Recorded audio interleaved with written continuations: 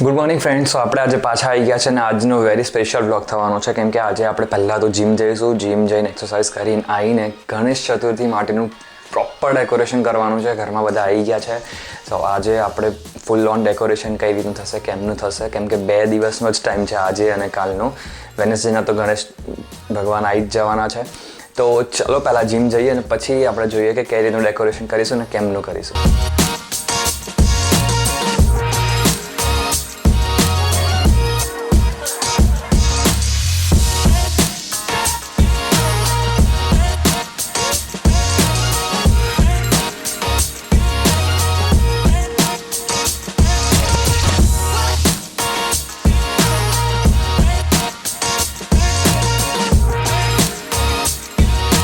સો finally हम ready हो गए हैं. આપણે મસ્ત રીતના રેડી થઈ ગયા છે, ફ્રેશ થઈ ગયા જીમમાંથી આવીને.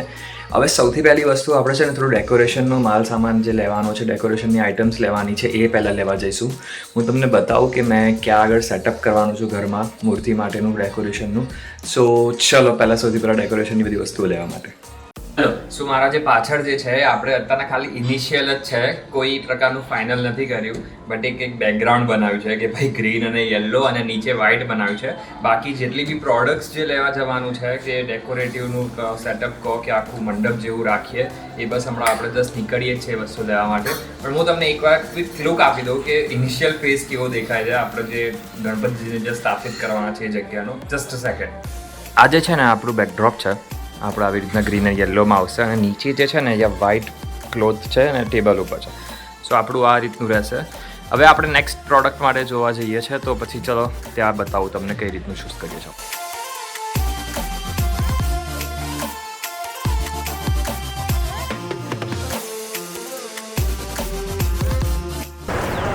આપણે ફર્સ્ટ જગ્યાએ તો આવી ગયા છે, પણ યાર અહીંયા મજા નથી આવી રહી. બહુ બધા એટલું બધું જોયું છે, એટલે બધી પ્રોડક્ટ્સ જોઈ, બટ જે એક્સપેક્ટેડ હતું ને એ પ્રમાણે નથી મળ્યું. તો હવે તો બી અમે જોઈએ છે હજી બીજી જગ્યાએ આપણે આવ્યા છે. બંને બાજુમાં જ છે. બંનેના સેટઅપ્સ હું તમને બતાવું કેવી રીતનું છે, કેમનું છે. ફર્સ્ટ આ જગ્યાએ આવ્યા હતા, પ્રહલાદનગર સાઈડ છે. એટલે અહીંયા મોસ્ટલી આપણે વધારે પડતું મૂર્તિઓ જ હતી, એટલે યાર એ રીતના સેટ ના થયું. પ્રોડક્ટ એવી રીતના પ્રોપર મળતી નથી.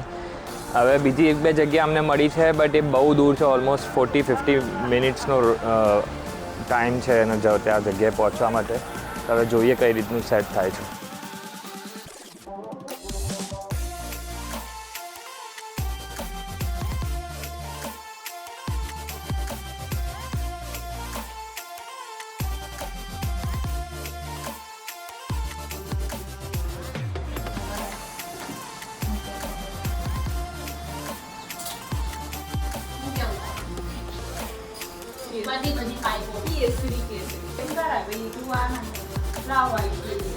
Hello guys. સો અત્યારના આપણે સૌથી પહેલાં જઈએ છીએ આપણા બાપાને ઘરે લાવવા માટે.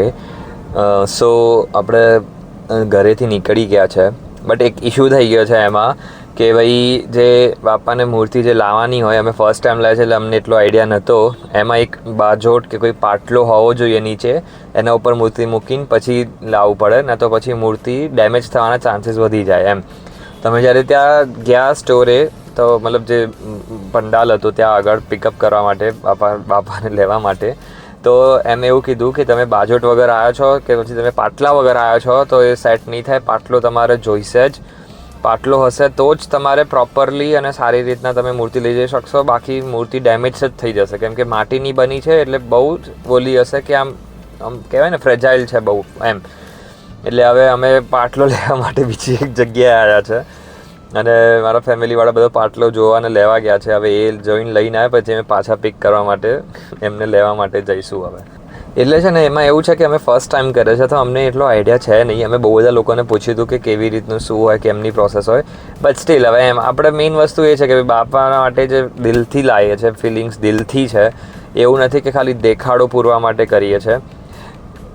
કેમ કે અગર હું તમને એક વસ્તુ કહું ને કે મેં છે ને લાસ્ટ યર અમે લાવવાના હતા, પણ ડ્યુ ટુ સમ ચાન્સીસ અમે લાસ્ટ યર ના લાવી શક્યા. એટલે આ યર લાવવાનું અમે ફાઇનલ જ કર્યું હતું કે આ યર લાવીશું જ. અને એના જોડે મારે એવું થઈ ગયું કે બહુ બધું મેં ફાઇનલાઇઝ કર્યું, મૂર્તિ ફાઇનલાઇઝ કરી અને એના પછી અમે આ વ્લોગિંગ સ્ટાર્ટ કર્યું મારું. એટલે એ પ્રમાણે આઈ થિંક કોઇન્સિડન્સ થઈ ગયો કે ફર્સ્ટ ટાઈમ જ લાવીએ છીએ અને ફર્સ્ટ ટાઈમ મેં વ્લોગિંગ બી સ્ટાર્ટ કર્યું છે, તો બંને એક સામટું હું આમાં એડ ઓન કરું છું. કંઈ નહીં, હવે જોઈએ છે પાટલો આવે છે, એ લોકો લેવા ગયા છે, કેવો લે છે, કેવી રીતના પ્રોપરલી આવે છે, અને પછી મૂર્તિ અમે લેવા જઈશું. હેલો, સો આપણે છે ને અહીંયા આવી ગયા છે આજે આપણા ગણપતિજીને પિકઅપ કરવા માટે, ઘરે લઈ જવા માટે. સો હું તમને ખાલી બતાવું કે જગ્યા કેવી છે. વેટ,